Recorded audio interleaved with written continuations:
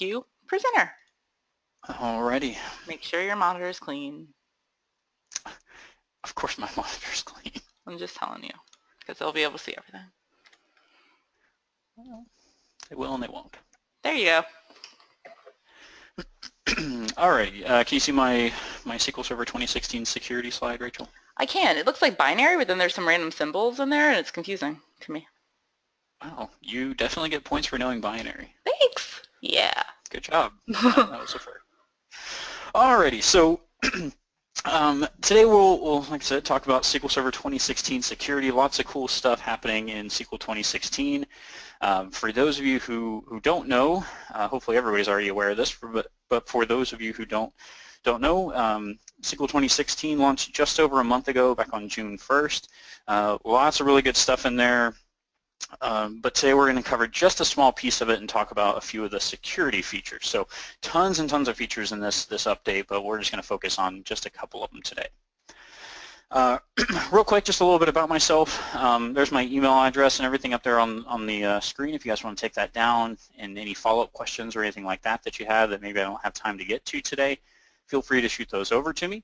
But my name is Brad Schacht. I'm a data platform solution architect for Microsoft. I specialize in state and local government. Not Go Dodgers. Thank you, Eric. I see in the questions there. I am an avid Braves fan, which is unfortunate this year because they're absolutely terrible. But I actually used to work for Pragmatic Works. I still host webinars with them here every now and then. I still do a lot of community speaking. I'll actually, if anybody's down in the Orlando area, I'll probably be doing SQL Saturday down there later this year, and I'm doing the user group there later this month as well. So I do go around and still do the community speaking stuff. So that's just a little bit about me, and let's go ahead and get into our session here today. So just a couple of little intro slides here before we get going. I'm going to go through all the little animations here. All the stuff nobody cares about. The piece I want to focus on here is obviously that second pillar there, the most secure database. So SQL Server in general has, over the past, that goes all the way back to 2010 there, has always been a very secure platform. And this release of 2016 just builds right on top of that with a lot of new cool features for the data masking that we'll look at today, the RowLevel Security feature that's been added in now, and then extending the encryption functionality that we have built into the product. So the reason I bring this up is just say, hey, SQL Server, no matter what version you guys are running, SQL Server has always been a very, very good secure product. And again, we're just kind of building on that legacy here with SQL 2016. A little bit of an interesting fact here about SQL 2016, and not necessarily just the security features, but the security features do play into this as well. But what a lot of people don't realize is how tested SQL Server 2016 already is. So everything has been running, everything for SQL 2016 pretty much has been running in an Azure environment for 6 months to a year, or maybe even longer depending on some of the features there. So all these security features, you can actually go out and do most everything that we're going to look at today inside of an Azure SQL database. And again, some of the security features here have been in preview for 6 or 8 months even in Azure. So even before the on-prem product launched, we've actually been testing these and using these with real customer use cases, or people have been using these in real customer scenarios up in the Azure environment there. So just know that this isn't something, all these features that we're going to take a look at, when they launched in SQL 2016 on June 1st, that wasn't necessarily the first time that anybody's ever seen these. They've already been running in Azure there for a while. Okay, Azure is also a really good place, if you don't necessarily want to take the time to spin up a new virtual machine with SQL Server on it or anything like that, because you can do a lot of this stuff inside Azure SQL Database. Azure is a great place to just go try out some of the features just to see how they work and do some testing out there. So this is going to be our agenda for today. Again, we're going to focus on the security piece here. There's 3 things we're going to look at: always encrypted, dynamic data masking, and then row-level security. So always encrypted got a lot of votes there, and row-level security got a lot of votes. Everybody said that they were definitely interested in all the topics there. Dynamic data masking is probably the smallest of those topics anyway, so it's probably good that had the lowest votes for who is most excited about that particular feature. But that's where we're going to start, just to get that one out of the way here. All right, so dynamic data masking, what this does for us is allows our applications and our users to query data but not necessarily get to see all the data inside the field. So something to keep in mind here is that this doesn't actually, dynamic data masking doesn't actually change the data that's stored on disk. A common use case for this would be, let's say that you have to call into a credit card call center or something. Let's say that maybe you have your credit card is stolen and you need to call and get it canceled. Well, one of the things that they're probably going to ask you is going to be something like, what's the last 4 digits of your social security number? Or maybe give me the last 4 digits of your credit card number or something like that, depending on where maybe you're calling to. So the key here is that whoever's on the other end of the phone there, I don't necessarily want them to have access to my full social security number whenever I call them and say, hey, I need to cancel my credit card, or I need to get information about my account here. I only want them to be able to see the relevant data for that particular scenario, in that case the last 4. So what dynamic data masking is going to do for us is say, inside the actual database, we're going to continue to store my full social security number or my full credit card number, but when Susan on the other end of the phone asks me for my social security number, she's only going to be able to see the last 4. She'll just see, as you can see on the screen there with the credit card number, she's just going to see a bunch of X's and then just the last 4 digits there. So because we're not actually changing the data that's stored on disk or anything, that requires very few application changes. Okay. I've got a couple of slides in here, and I'll post these slides on my blog afterwards, so you guys can pull these down and take a look at them, because I'm going to go through some of these pretty quick just so we can, excuse me, just so we can get to some demos here as well. So privacy is kind of that scenario we just went through there.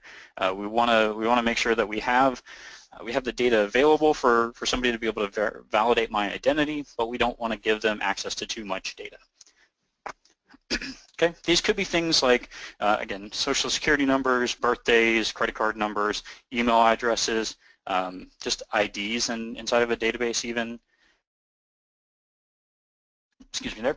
But ultimately, it's a way for us to be able to protect certain users, not all users, but certain users from being able to see that data. Okay. So I mentioned a couple of these points already, but let me just reiterate some of these. Again, this is, when we say on the fly, what that means is, again, we're storing the full credit card number, full social security number, full whatever that field happens to be in plain text, key there is in plain text, inside the database system. Only when a user who is not allowed to see that data runs a query will it mask that data. So it's going to pull the data off the disk in plain text and the full text value there, and then after the data gets pulled off disk, it's going to then mask the relevant portion of the data and then send it over the wire to whatever user or whatever application happens to be making that call to the database. And I'll show you how that works and show you what that really means to us in terms of security there. So there's a question here that says, can we unmask data using queries? So the unmaskability is really granted at the login or at the role level. So if me as a user has unmasked permissions, then I'm always going to see the unmasked data. If you as a user do not have unmasked permissions, you're always going to see the masked version of the data. So you'll notice there, I also have a note here that says by default the database owner is unmasked. That is a key difference between the way this works and what you'll see with RowLevel Security coming up. So keep that in mind. So default, the database owner has unmask on all the data inside that database.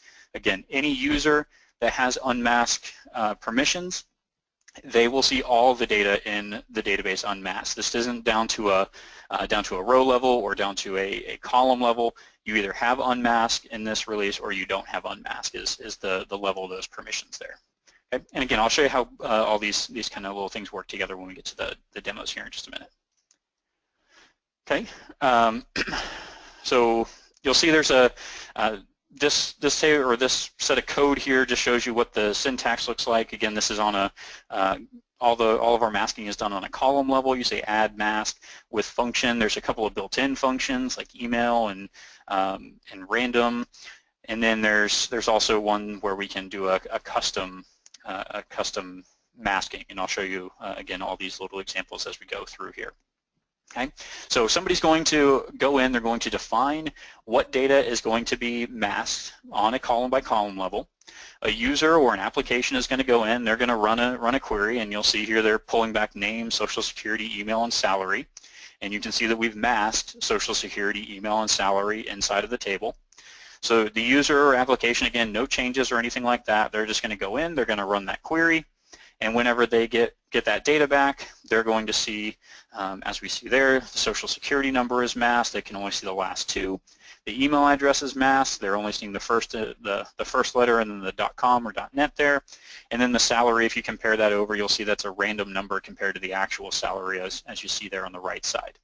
Okay, so again, no changes. Kind of key there is no changes to the applications or anything to make this happen.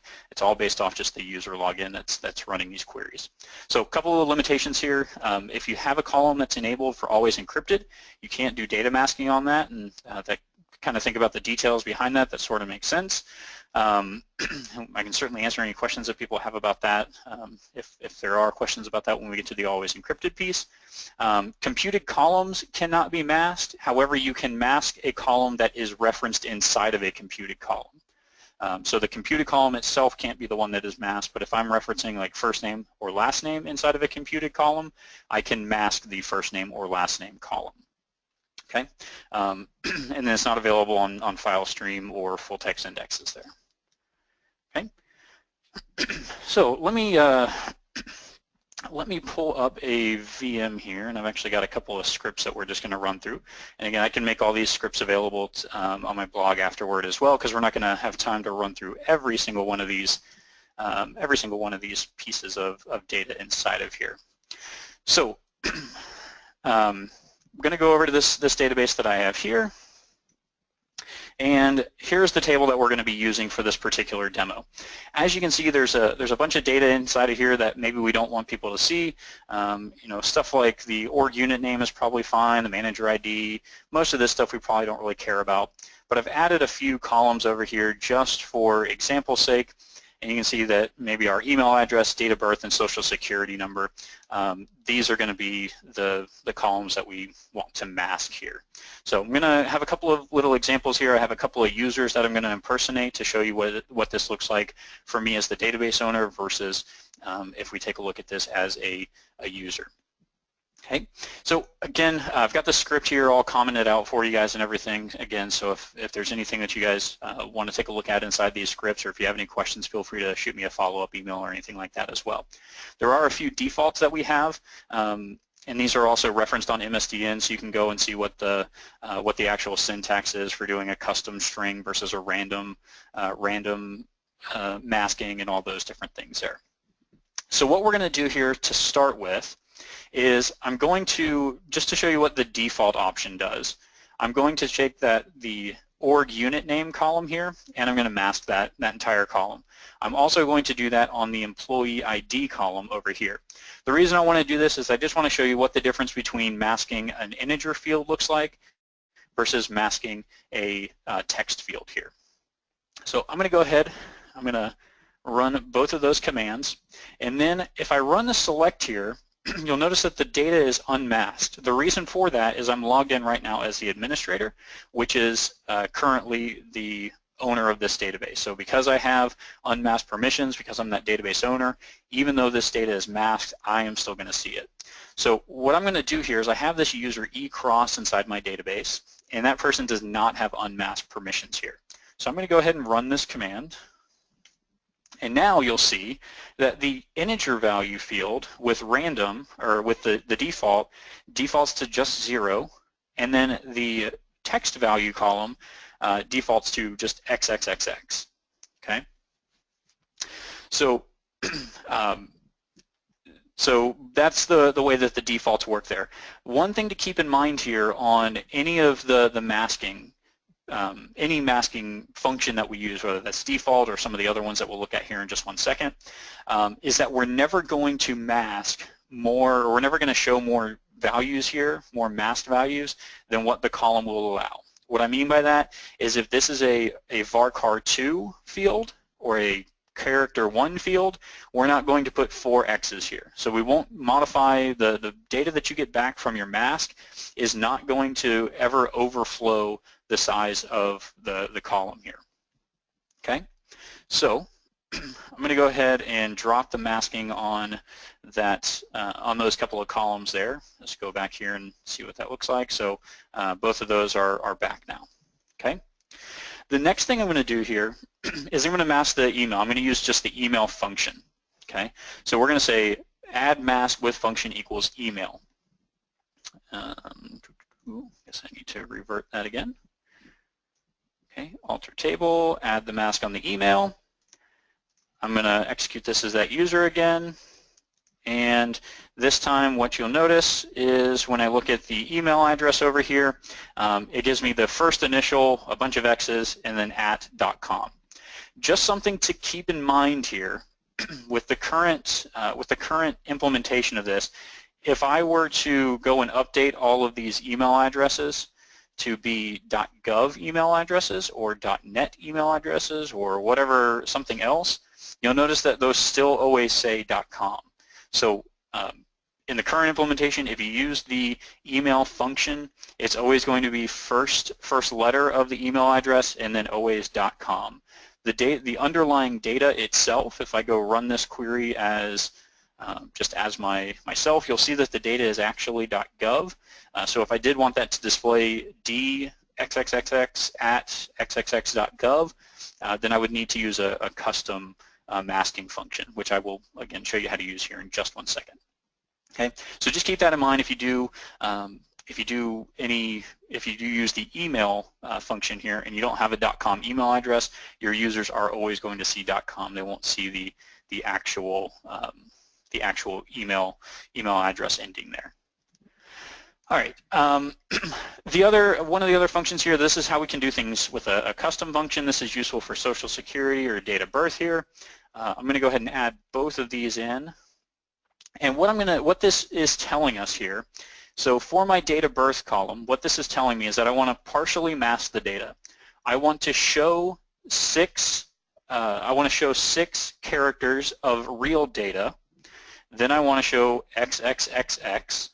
And then I want to show 0 characters of real data at the end. So what that means to us is that I'm going to have something like month dash day dash the real numbers there. Okay. Or actually the other way around on that. So I'm going to show 6 characters. I'm going to show 02-08- XXXX is what that's going to come out as. So it's going to show me the birth month and the birth day, but not the birth year is what that's going to come down to. On the Social Security number, if I only want to show them, give them the ability to see my last 4, say I'm going to show 0 leading characters, and then I'm going to simulate a Social Security number here and then show the final 4. So let's take a look at what that actually looks like in my database. And when I run that, so there you'll see that now my date of birth, it's showing me the first 6 characters are going to be unmasked, and then it's going to mask the birth year. So we don't want our users to be able to see the year that somebody was born. They just want to be able to use their birth date to validate the identity. Same thing with the Social Security number. I'm going to call in. They're going to say, hey, validate, give me the last 4 of your social. This way my user, my support person on the other end of the phone, they can only see the relevant data for them. Okay.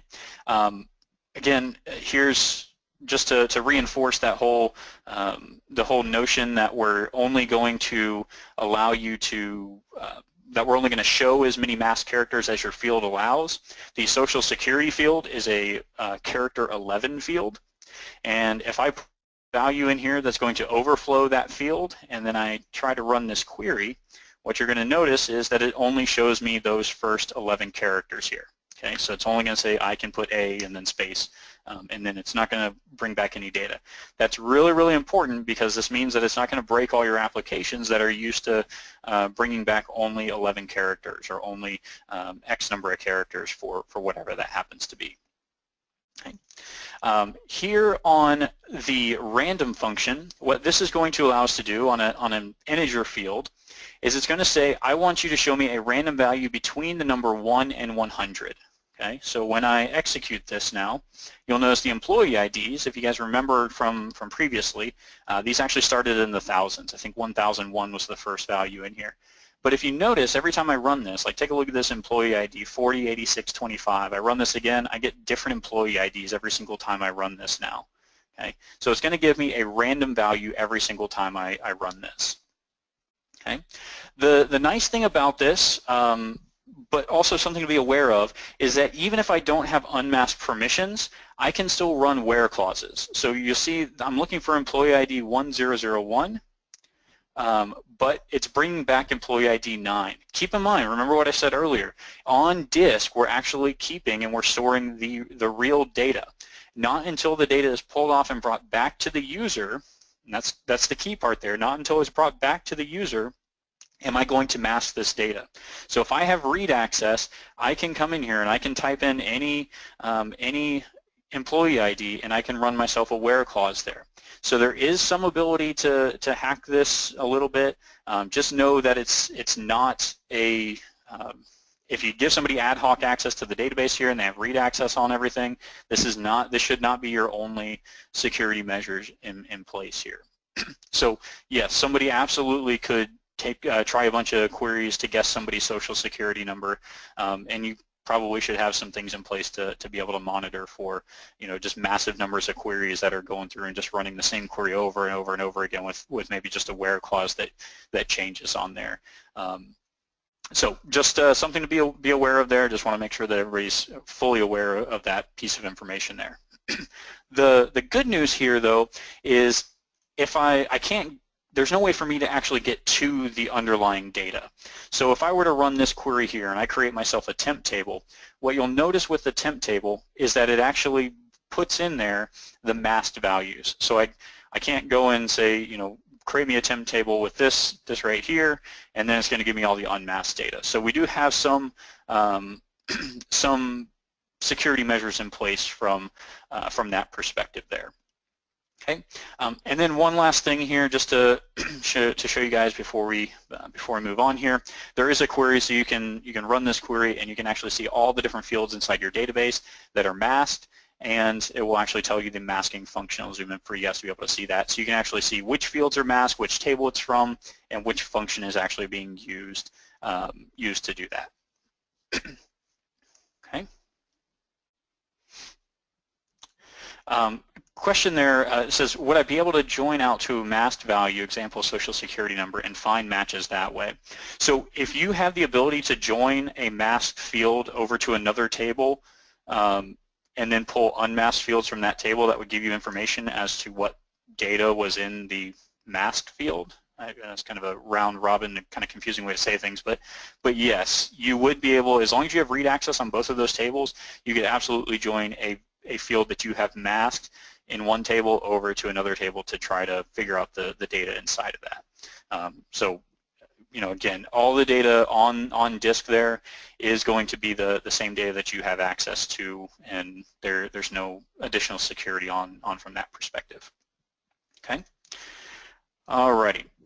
I know there were definitely some other questions in there on the data masking there. I do want to move on to a couple other little topics here, but I will certainly take those questions and post a blog with all the follow-up to each one of those questions again and put the demos in the deck out there as well. Okay, so let's talk real quick here about RowLevel Security, and then I'll show you guys how this works. So RowLevel Security is not something that's necessarily new. It is definitely something that's new to SQL Server. A lot of different scenarios, I'll kind of just go over here, this next slide here, a lot of different scenarios where this may come into play. There's there's a lot of things that we've had to do in the past to try to simulate this sort of logic too. So multi-tenant environments are a great example of where something like RowLevel Security might be put in place. So let's say that I have a fact table and maybe I've got information in there from 4 or 5 different banks. Maybe I'm centralizing all this data inside of there, or maybe I've got data from multiple departments or multiple divisions or something like that. But I only want the people from the manufacturing division to be able to see the manufacturing data. I only want the people from the marketing division to be able to see the marketing data, and so on and so forth. Row-level security is a great way to be able to continue to store that data all inside the same set of tables, but not necessarily allow the manufacturing people to be able to see the marketing people's data there. So that's one good example. Another one is business logic, as we point out there, business logic to determine which rows users are and are not allowed to select. But row-level security in SQL here is going to take us a step further as well and give us the ability to block people from doing inserts, updates, and deletes based on their role as well. Again, whether that happens to be the marketing versus manufacturing departments, or whether that happens to be, HR is able to see. HR is able to see somebody, all the data, but everybody else is only be able to see the data inside their departments. Those type of things can be handled with this as well. Analytics, reporting, and warehousing, again, this is a huge place where this becomes an issue in previous versions, because then you end up with things like where we have to build views that try to pull in the username, and then we go over and we match it up to a table and determine which rows the users are allowed to see. This is going to automate that whole, kind of take care of that whole process for us on a table by table level. But also we build those sort of things into tools like analysis services already. The nice thing about you doing this here inside the database engine is we now have a central place to manage all that. So we can leverage that same set of security inside of analysis services that we're using here inside the database engine. We also don't have to make modifications to all of our necessarily make modifications to all of our applications. We don't have to put that custom security into all these different applications when we can store it all in that one central place inside of our inside the database layer here. So couple of good reasons to put this inside the database and to build this into SQL Server as we've done here in 2016. Okay, 2 pieces that we're going to take a look at here. There's going to be a function and a policy. So all of this is actually built currently using table value functions. So you'll see that we have one function that determines the rows that we're allowed to see, and then we have a security policy on the table that tells us which function to invoke every time a user goes and does a query. Here's just a quick example overview of how this would work. In this particular case, we've got a nurse that's going and pulling a list of patients out of a database. So our policy manager is going to go in, they're going to build this policy into the database using the function and the security policy feature. And what this is essentially telling us is that for whenever a user comes in here and they select all the patients out of the patients table, they can only see the patients that are in their particular wing. Okay. So once we put that on, the user is going to go in, the user or the application, doesn't matter which, they're going to go and issue the exact same query that they would normally put out there. They're going to say select SAR from patients. No changes have to be made on that front at all. Once that query gets sent over to SQL Server, that security policy is going to be, it's going to see that security policy is on the table. It's going to apply that table value function and going to bring back the rows that are tied to the wing that particular, in this case, nurse is assigned to. Okay. This is, as we note here, this is the equivalent of adding just a where clause. So the overhead is the same as what you would have with putting a where clause onto a table. They can be very simple queries, and I'll try to show you a simple one and a complex one, but they can be very simple, or they can do multiple joins inside that table value function and piece together many different tables. Just keep in mind the performance of this is going to be directly tied to the performance of that table value function that you're creating there. So if you, the fewer tables, the fewer joins you can do, obviously the better off you're going to be there. Nice thing about the security policies is you don't have to drop them. So if you're in a development environment, maybe you just want to disable the security policy to go take a look at some data because you don't think your security policy is being applied correctly. You can just right-click inside Management Studio and disable the security policy, right-click, enable it back on, and it's as easy as that to flip that switch there. This is the key difference between the data masking and the row-level security piece that I mentioned. Members of the DB owner security group will still have their security policy enforced. So it doesn't matter what you are, whether you're the DB owner, whether you're part of the DB owner group there, whether you are the sysadmin on the server level, does not matter. You will have the security policy enforced here. It's because it's going in and running that where clause and limiting the data as it pulls it off disk there. Okay, so let's go ahead and take a look at a quick example of this one, and then we'll get into the always encrypted feature here as we wrap up. Let me go pull in a query here for us to be able to run through.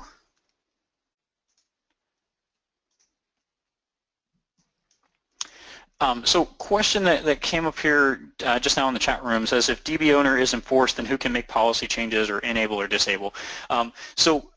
So you can still, just because the policy is enforced doesn't mean that you don't have the ability to go in and enable or disable the policy there. So there is, I believe, I have to go look on MSDN to see the exact name of the role, but I believe there is a role to be able to manage, to specifically be able to manage that, manage the security pieces there, so that you don't necessarily have to have access to the data, but you can still do these pieces. But the owner would be able to turn on and off those different security pieces there. So, but just keep in mind that that does apply to the entire table. It's not going to be user specific at that point. If you did want user specific security, or say, hey, anybody that's in the DB owner, you could build that into your security policy though, that says anybody that's in the DB owner group, they can see all the data. So if you just wanted that to be your kind of your default policy, you just need to build that into your table value function. And I'll kind of point that out whenever I show you the table value function here. You can reference users, but you can also reference groups inside of there. Okay, so I've got the same database here. So let me just refresh that. Go pull all this out because I think I'm still running under the other user. Okay, use oil and gas. Refresh the table. Okay, so let me just drop these just in case there's anything left over from last time I ran this particular demo here. And I mentioned, as we were going through the slides there, I mentioned that there are two pieces that we have to put in place here. One is that table value function, and the other is a security policy. So those are going to be the two things that we create here. This first example, I'm going to just do a really easy security policy, or a really easy function here that is just going to pass in the user that's running the query, and it's going to see if the user is in this particular table here. So if they're in this table, this is just a super generic answer example here, but if they're in this table, I'm only going to be able to bring back the record that is associated with my name. So if I'm running the query as across, I'll only be able to see this one record that says across on it. There's a couple other, I think there's 2 or 3 other columns inside this table that we'll have as well. So I'm going to create my function here. This function, again, just brings back and says, yes, I have access to this row, or no, I don't have access to this row, and then I'm going to create the security policy here as well on top of that table. And now, okay, so again, I haven't changed users. I'm still running, if you can see down here in the bottom right, I'm still running this as my administrator account. Okay, there is no data inside of this particular table, and this is a security table we're going to use here in a second, but there is no data inside of this particular table for my administrator account here. Okay. If I go over and I run this as ecross though, you'll see that I get one record back for ecross. If I were to run this as this other user, then I would get back the one record for that particular user there. Okay. So you can make it super generic and just say, hey, I only want to bring back the record that is associated with this one username, and that's a perfectly valid policy to put in place there. We can also in this particular example that I've got here, I've got this hierarchy, and I pulled this data. I don't want to take credit for this data at all. I actually pulled this demo data from a blog post that I found online. I can't remember the guy's name right now, but I'll post a link over to his blog as well, so that you guys can pull down this data set and you know, go over and check out his blog. He has some really great stuff on there about the RowLevel security piece and always encrypted. There's a whole app that he's built to go along with it that'll kind of give you an end-to-end demo of all these different pieces here as well. So some great stuff over there. Definitely don't want to take credit for all the great stuff that he put together. So I'll put that out on my blog with the answer to the questions and everything here for you as well. So what we're going to use here is this hierarchy to enable our RowLevel security. So what we're saying is essentially, if I have access to if my security is defined at the US division level, then I can see all the regions and asset groups and asset teams that are underneath.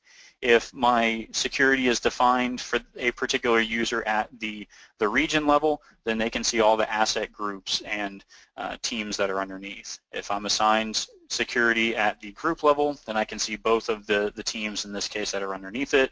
And if I assign my security at just the team level, then I won't be able to see anything except for what is associated with that particular team. Okay? So that's the hierarchy that we're going to use inside of our data, and this is how that's actually set up inside of my database. So you'll see that each one of these users, they have their security defined at a level of that hierarchy.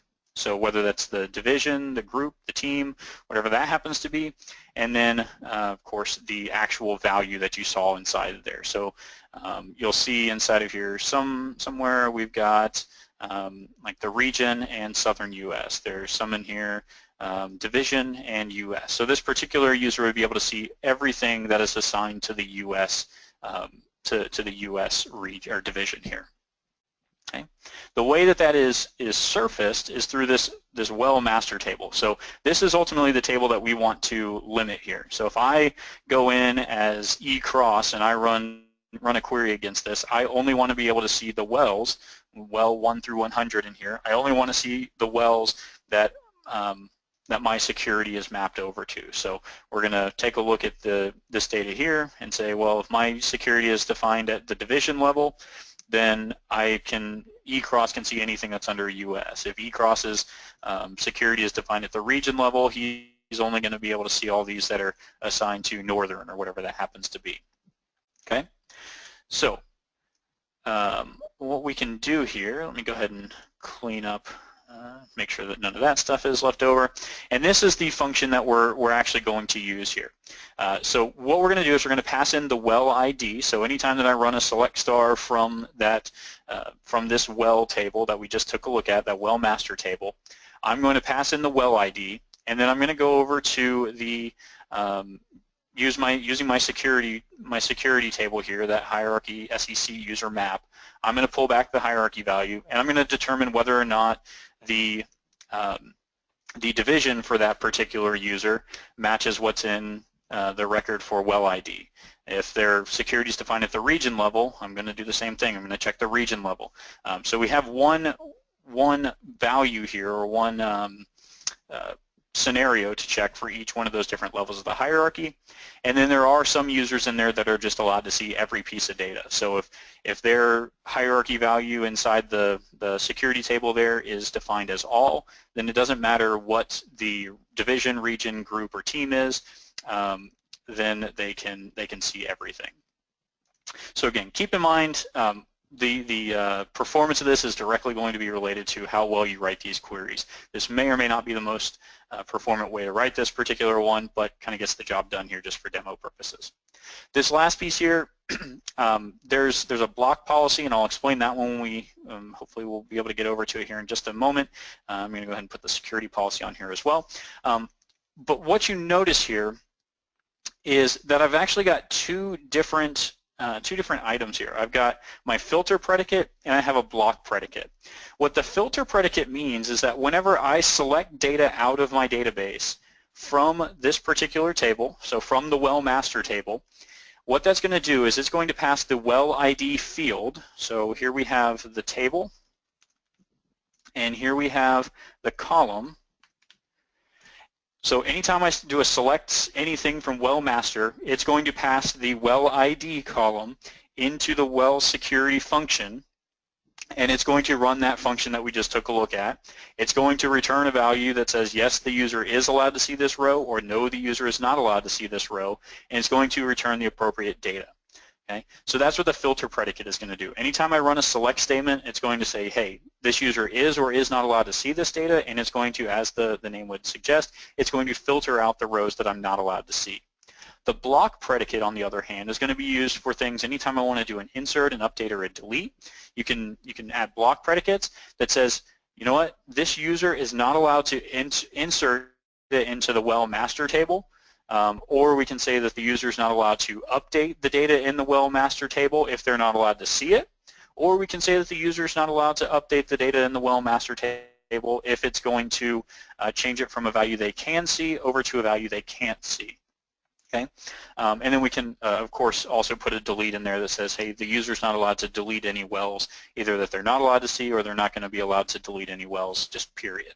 Okay, so block predicates are going to prevent users from doing particular operations, whether that's insert, updates, or deletes, and then the filter predicate is going to remove the rows, from the table here.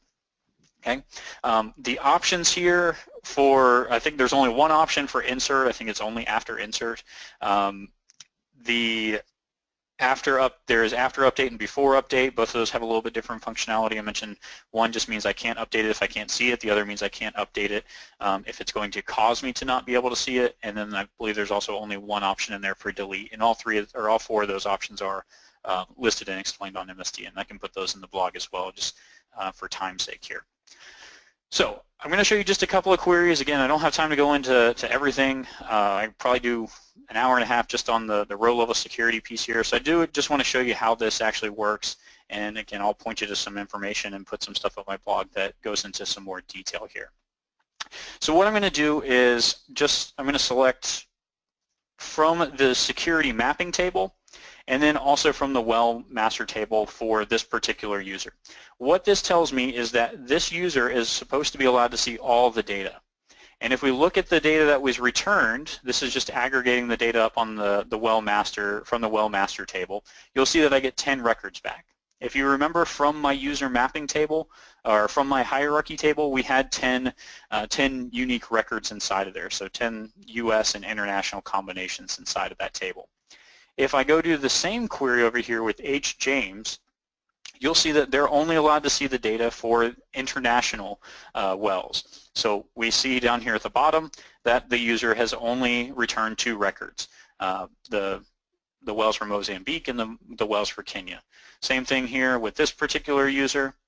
Okay, this user is only allowed to see things at the region level, and they're only allowed to see northern US, so that's the only data that they get back. Again, exact same query being run for all 3 of these different users here. We just get back different data depending on what level their security was defined at.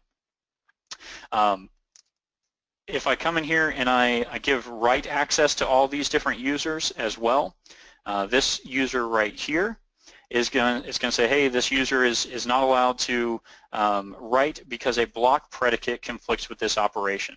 So I'm not allowed to, in this case, run an insert command.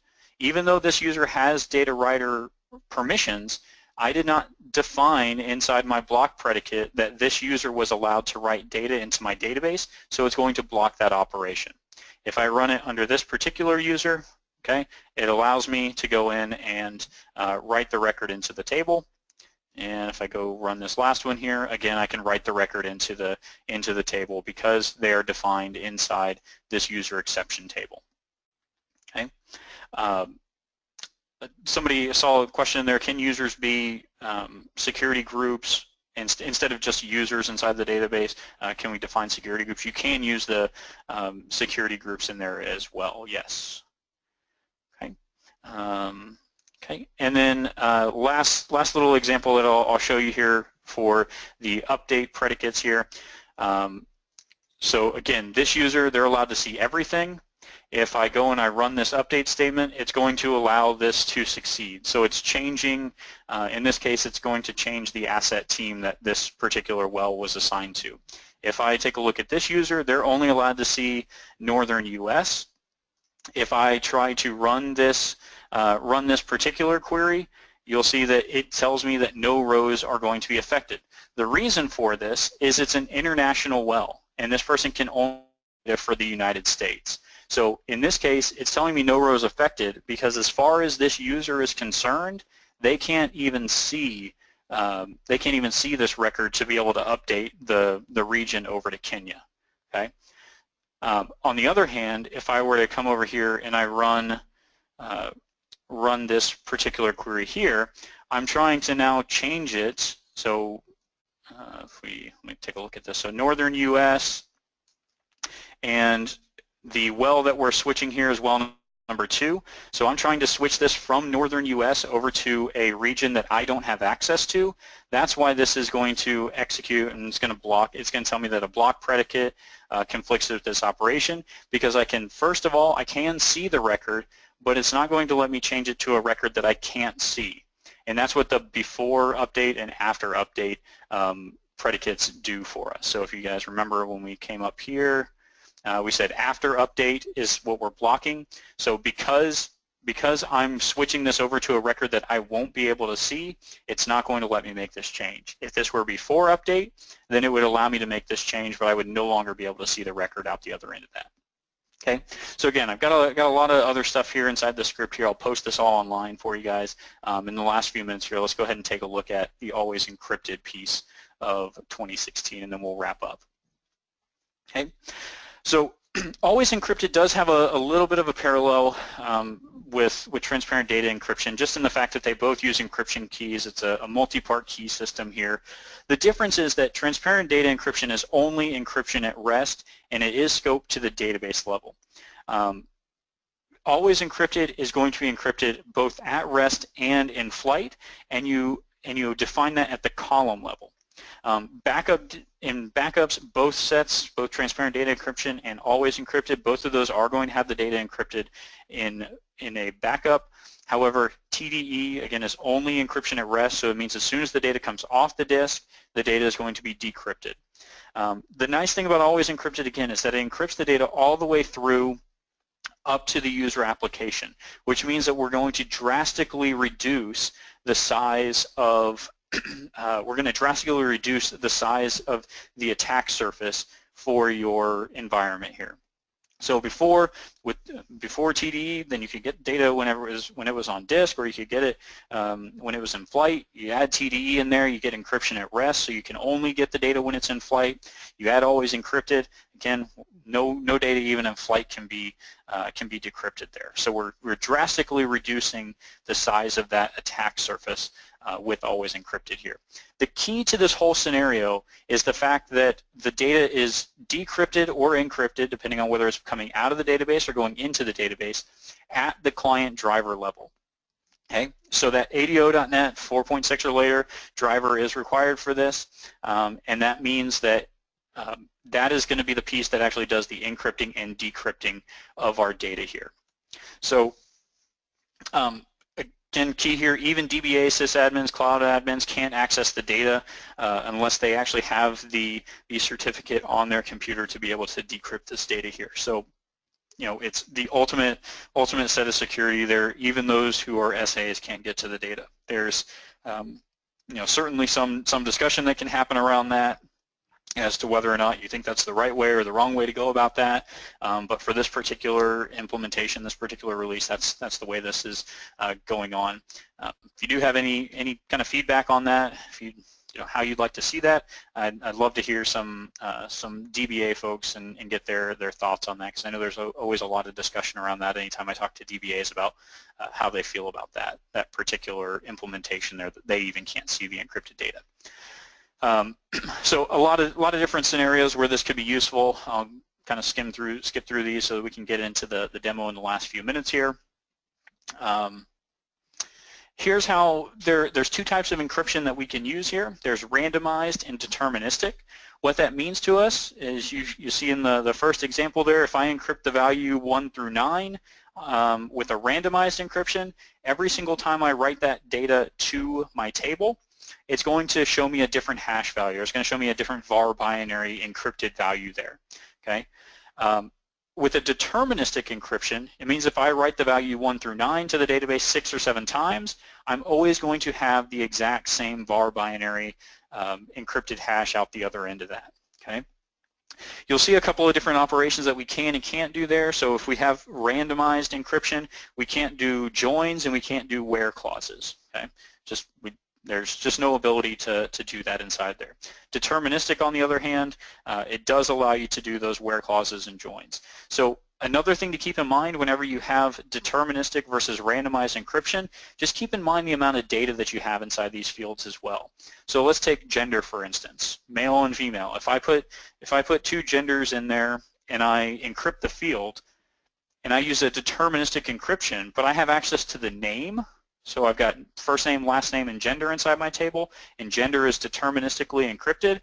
It's going to be pretty easy for somebody to go in there and figure out which records are the male records and which records are the female records, because they're going to go and they're going to see names like John and Jose and Steve, and they're all going to have the exact same encryption value. Whereas if I go in and I put in randomized, and I look up records for Susan and Karen and Susie, or Susan twice, every single one of those records is going to have a different encrypted value there. So keep in mind a couple of things. 1, do I need to do where clauses? 2, do I need to do joins? And 3, how secure do I really need that data to be inside my database? Okay. A couple of different levels of keys. Again, we have the column level encryption key and a master level column encryption key and a column master key. Those 2 pieces together are going to be what we use to retrieve the data. The column master key, that can go in a couple of different places, like the Azure Key Vault or the certificate store locally on your computer. I'm going to show you the certificate store. And then the column encryption key is actually stored inside the database. What that actually means to us here in real life is that when a user goes and they issue a command out to the database, let's say they're going to, in this case, select social security number from the patients table. The social security number inside the patients table is in this particular scenario, is a encrypted field. So what's going to happen is I'm going to run that query. Again, the key here, as kind of is the theme so far, no application changes need to happen here. You just have to make sure you're using the correct version of that client driver, that ADO.NET driver. We're going to run a query, just select social security number from patients. What's going to happen is that data is going to get sent back over to the client driver, fully encrypted with a couple of extra pieces of information here. You'll see it's going to give us the column, which is social security number. It's going to give us the column encryption key value, which again, if you remember, I said is stored in the database. It's also going to tell us where the master key is stored, because keep in mind, the master key will not be stored inside your database. That would be a terrible security model if the master key was stored right next to the encryption key. Okay, so it's going to tell us where that master key is stored, in this case the certificate store on my computer. Again, that could be the certificate store, could be a hardware store, or it could be the Azure Key Vault, and then it's going to tell us where inside the certificate store, in this case that is, as well as the encrypted column. So those 5 pieces of information are going to be brought back.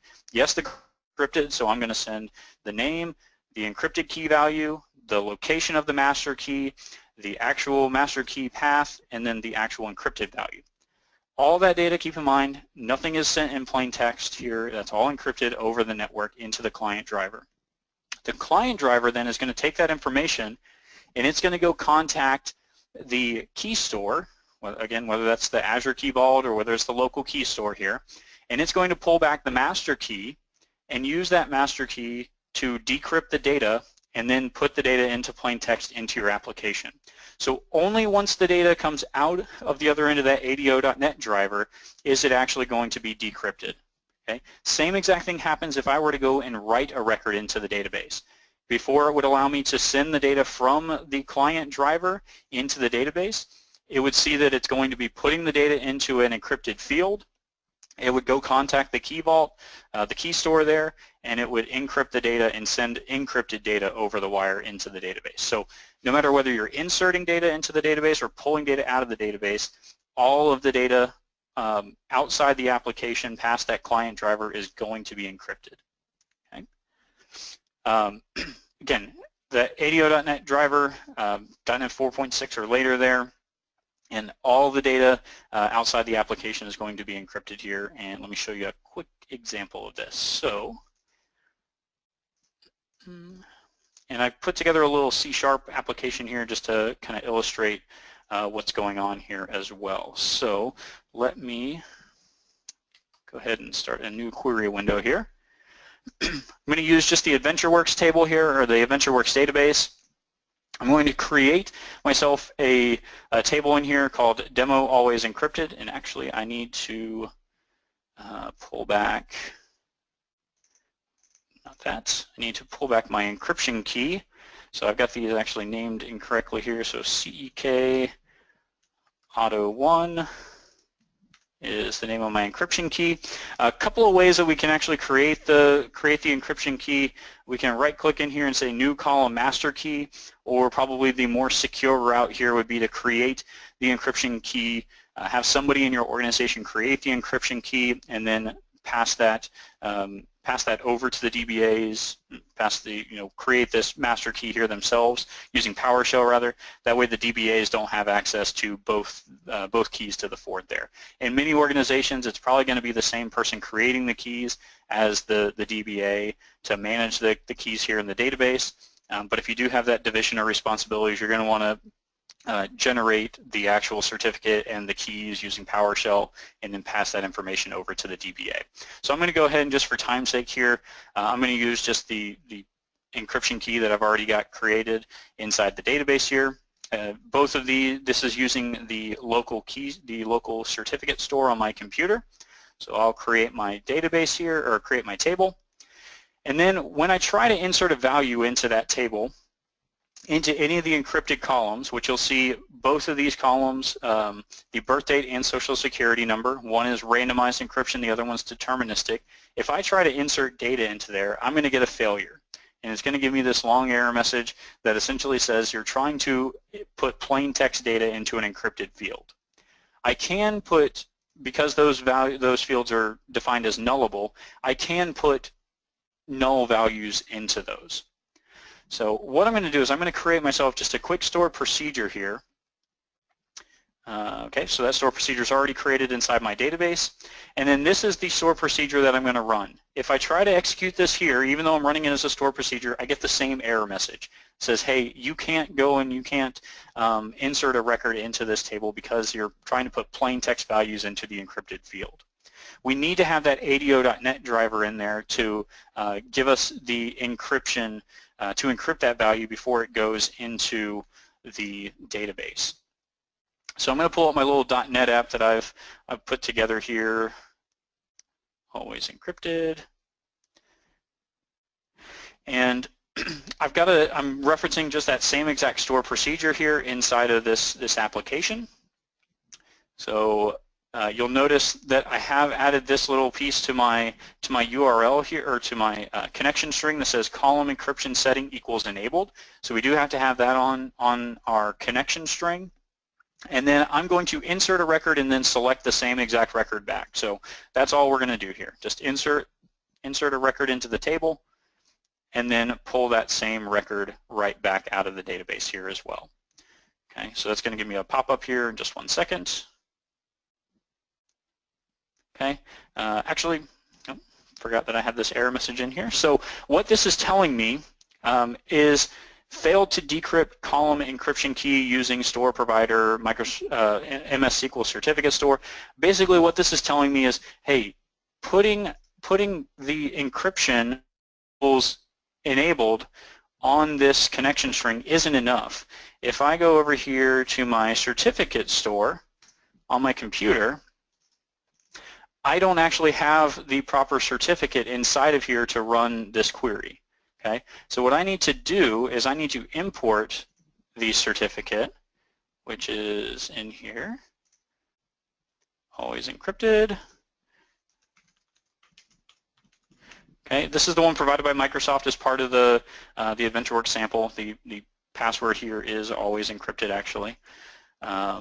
next, finish. And now that I have that certificate here inside my certificate store, I can run this query, or I can run that insert query, and then I can pull the data back. So I no longer get that error message saying, hey, you don't have access to do this. If I do this one more time, if I run that again, so I've run this query twice, okay, what I want to show you, the reason why I wanted to run that twice is if I go and I select the data from this table now, you'll notice that the birth date column, which I set as non-deterministic or random, you'll notice I get two different values there, even though I inserted the exact same value into both of those fields. Same thing here now over on the Social Security number, because that was a deterministic field, I get the same value back for both of those there. So I'll just run, there is a query that you can run to tell you all the different columns that are encrypted and how they're encrypted and all that kind of stuff. The underlying data in both of these particular tables here is the exact same, but you'll notice because one of these has randomized encryption on, the other one doesn't, you'll notice that the data, the values for every single one of these fields are completely different. Just a couple of queries here because I know we're out of time. Just so you know, you can run group bys here on deterministic fields. You'll get a nice little error message saying, hey, you can't run that on run a group by on a randomized field. Ordering doesn't really work on either one of these. You'll see that the actual ordered data down here for the customer should start at customer 17066. So ordering data on either a deterministic or a randomized field doesn't really work for us. You can do, I could run this query over inside of my application, but again, because I'm trying to pass a plain text value into an encrypted field, it won't allow me to do that here. And but what I can do is I can do joins. So again, make sure that there's no identifying data in other tables that will allow you to determine the users here. So even though this Social Security field is encrypted in both of the tables that I'm pulling from, it will let me actually run this query here, and you can see that the Social Security number is going to be the same in these. But that's only because it's a deterministic join to a deterministic field. If I tried to do that same joining a deterministic field to a randomized field, it's not going to allow me to do that. So, but it only allows me to do this because I'm not trying to pass a plain text value into this. If I tried to switch this and say something like this, this query would then fail on me. Okay, so I can join fields together, but I can't do where clauses again without having that ADO.NET driver in between. I do have some examples of that inside this .NET code here, and again, I'll put that .NET code up on my blog so that you can run through each of these different examples there and see how the deterministic versus non-deterministic works and all that kind of stuff with the always encrypted piece there. So just as a wrap up here, let me put my information back up on the screen for you guys, and I will hand it back over to Rachel, assuming she's still listening. Borderline. But thank you so much for that presentation. And you have a ton of questions in the chat that I'm sure you're going to answer on your blog. As you mentioned, there is a lot, so enjoy that. I guess I should probably put my blog on there. You should. Oh, someone told you, excellent presentation. Well, thank you. I know. We try not to do positive reinforcement with him, but that's all right. Yeah, Rachel's not one for positive reinforcement in general, but Not much.